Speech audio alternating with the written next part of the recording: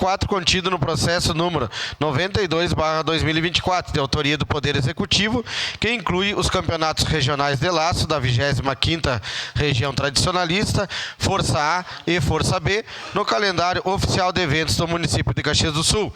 Relator, vereador Adriano Bressan. Ad-hoc, vereador professor Zanquim.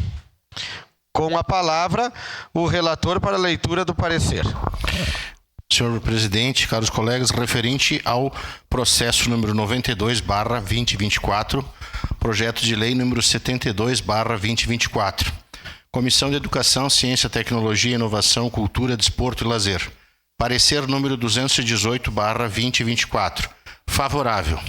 Parecer favorável ao projeto de lei número 72/2024, contido no processo número 92/2024. Recebe esta Comissão de Educação, Ciência, Tecnologia, Inovação, Cultura, Desporto e Lazer para análise e emissão de parecer. O projeto de lei acima descrito, de autoria do Poder Executivo, que inclui os campeonatos regionais de laço da 25ª Região Tradicionalista, Força A e Força B, no calendário oficial de eventos do município de Caxias do Sul. Na exposição de motivos do projeto, o autor relata que o Campeonato Regional de Laço é a maior competição de tiro de laço da 25ª Região Tradicionalista, onde cada entidade indica seus melhores laçadores. Aproximadamente 100 entidades participam da competição, que reúne laçadores de Caxias do Sul, Farroupilha, Flores da Cunha, Nova Pádua, Nova Roma do Sul e São Marcos, promovendo a prática do laço e celebrando a cultura gaúcha. Destaca que eventos como esses têm um impacto significativo no turismo local, especialmente em áreas rurais e em regiões onde a cultura gaúcha é valorizada. Afinal, atraem competidores, suas famílias e espectadores de diversos locais, muitas vezes resultando em um aumento no número de visitantes na área.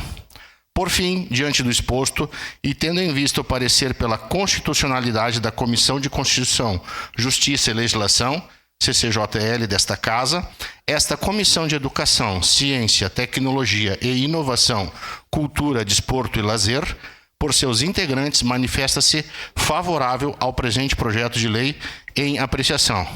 Caxias do Sul, 29 de abril de 2024, 149 anos da colonização e 134 da emancipação política. Assino este documento Adriano Bressan,